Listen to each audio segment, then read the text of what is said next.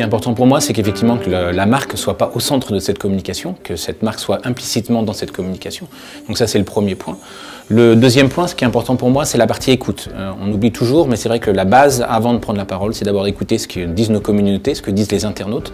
Alors cette communication et cette étude, elle est importante pour nous parce que ça nous permet dans un premier temps de savoir ce qui est dit sur la marque et éventuellement d'avoir des supports de communication et d'input marketing.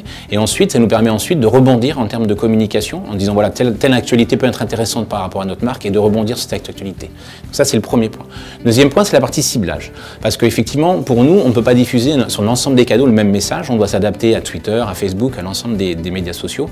Et donc on doit vraiment adapter nos messages en fonction des supports pour une marque telle que la nôtre. Enfin, dernier point, c'est la partie gestion du temps.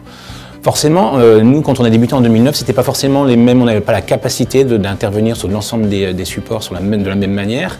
Et surtout, notre communauté a évolué avec nous. Et elle nous autorise aujourd'hui des choses qu'on ne pouvait pas se permettre il y a quelques années. Donc ça, c'est les 3 points pour moi qui me semblent importants. Le premier, c'est l'écoute. Le deuxième, le ciblage. Et enfin, le dernier point, c'est la gestion du temps. Alors, tout d'abord, il faut rappeler que les réseaux sociaux sont bien évidemment un canal, mais qu'on doit en fait, en tant que marque, traiter l'ensemble des canaux. Et donc, ce qu'on appelle chez nous le phygital, c'est comment aujourd'hui, vis-à-vis du client, j'ai une relation à chaque instant de sa vie où il se trouve. Donc, pour la Poste, c'est par exemple 17 000 points de contact, c'est un site internet, c'est les mobiles, les tablettes et également les médias sociaux.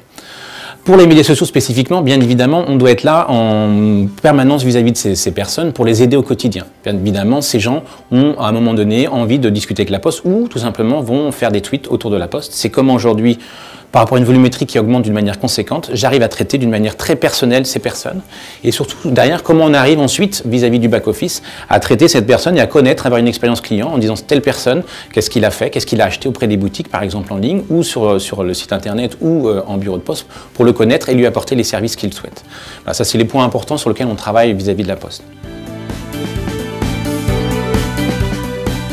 Moi, je vois 3 grandes tendances dans les prochaines années. La première, c'est avec l'explosion des données, on a vraiment en fait besoin d'avoir un traitement de la data pour avoir cette communication très personnelle, puisque le client attend en fait qu'on le traite d'une manière très personnelle. Donc c'est comment on va arriver, aussi bien sur les médias sociaux que sur les autres supports, à gérer cette quantité de données.